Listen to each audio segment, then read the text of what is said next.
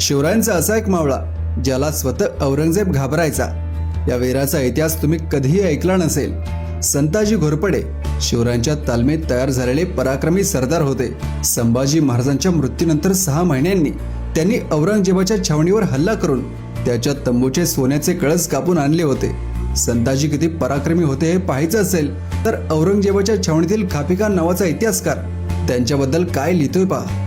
युद्ध करण्यासाठी जिकडे तिकडे म्हणून संताजी तयार होऊन जाय, तिकडे त्याच्याशी लढण्यास औरंगजेबाचा कुठलाही सरदार तयार होत नसे। जगात धडकी भरून सोडणारी त्याची फौज घेऊन तो कुठेही पोहोचला तर अनुभवी आणि शूर योद्धे सुद्धा भीतीने थरथर कापत। संताजी जवळ आला असे समजताच नामांकित मुघल सरदारांचे अवसान गळून जाय व त्याच भीतीने कापरे भरे। आता हे वर्णन स्वतः शत्रूने लिहून ठेवले।